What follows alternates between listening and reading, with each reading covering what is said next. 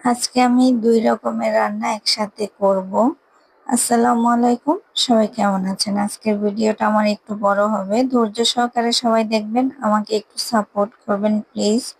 আজকে আমি ২ রকমের রান্না করব। একটা মাছ আলু দিয়ে রান্না করব আর একটা কলিজা ভুনা করব। এখানে আমি মাছ ভেজে সুন্দর করে তারপর মাছ তরকারিটাকে বসাই দিছি।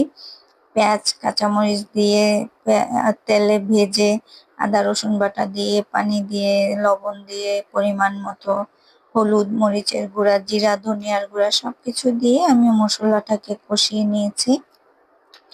আমার মশলাটা কষানো হয়ে গেলে আমি এখানে আলু দিয়ে একটু কষিয়ে নিব। আলুটা কষানোর মধ্যে সিদ্ধ করে নিব। তা আলু দিয়ে আমি সুন্দর করে কষিয়ে নিচ্ছি। আলু কষিয়ে নিলে তরকারিটা খুবই মজা হয়, ভালো লাগে। তো আলুটা অনেকক্ষণ পর্যন্ত আমি কষিয়ে নিয়েছি, তাই এখানে পানি দিয়ে দিছি। পানি দিয়ে আলুটাকে সিদ্ধ করে নিব। সিদ্ধ হয়ে গেলে আমি এখানে ভাজা মাছগুলো রেখেছিলাম সেগুলো দিয়ে দিব। এই যে আমার তরকারিটা হয়ে গেছে, ধনিয়া পাতা দিয়ে নামিয়ে নিব।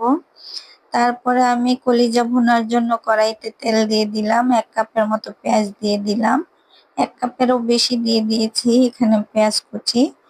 তারপরে আমি এখানে গরম মসলা দিয়ে দিলাম, তেজপাতা এলাচ লং সবকিছু মিলিয়ে দিয়ে তারপর আদা রসুন বাটা দিয়ে দিয়েছি। এখানে পানি দিয়ে দিয়েছি। আমার পেঁয়াজটা ভাজা ভাজা হয়ে গেছে, পুড়ে যাবে না হলে পানি না দিলে।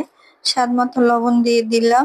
এখানে হলুদের গুঁড়া দিলাম ১ চামচ, মরিচের গুঁড়া দিলাম আমি প্রায় ২ চামচের মতো, জিরার গুঁড়া দিলাম আধা চামচ, ধনিয়ার গুঁড়া দিলাম এখানে আধা চামচ দিয়ে মশলাটাকে ভালো করে কষিয়ে নিলাম।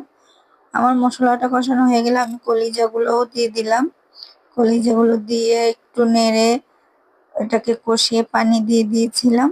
এখানে আরেকটু জিরা ভাজা, এই যে এখানে কলিজা ভুনা